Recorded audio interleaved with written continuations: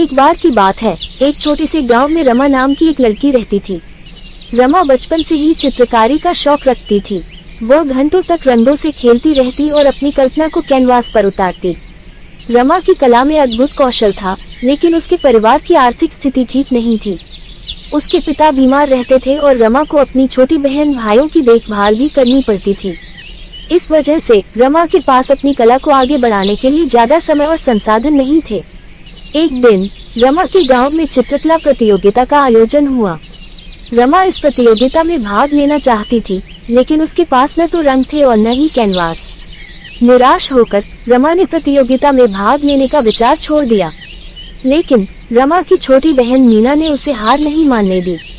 मीना ने अपने गुल्लक में जमा सारे पैसे इकट्ठे किए और रमा के लिए रंग और कैनवास खरीदे।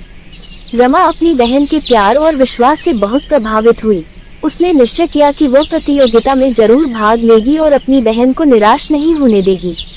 प्रतियोगिता के दिन रमा ने अपनी पूरी लगन और जुनून से चित्र बनाया। उसने अपनी कल्पना और भावनाओं को रंगों में उतारा। कुछ ही घंटों में रमा ने एक अद्भुत चित्र बना लिया। प्रतियोगिता के परिणाम आए तो रमा को पहला पुरस्कार मिला। रमा बहुत खुश थी। उसने अपनी सफलता का श्रेय अपनी बहन मीना को दिया। मीना ने रमा में विश्वास जताया था और उसे अपने सपनों को पूरा करने के लिए प्रेरित किया था। रमा की कहानी हमें सिखाती है कि ईमान और जुनून से हम जीवन में कोई भी मुश्किल पार कर सकते हैं।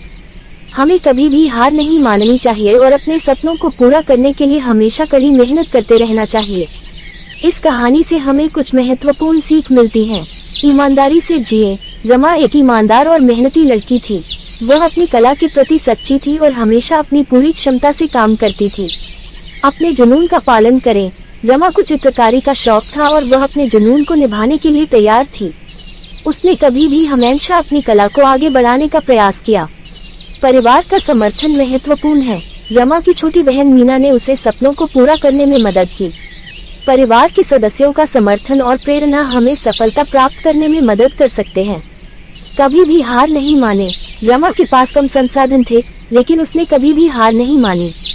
उसने अपनी कड़ी मेहनत और ईमानदारी से सफल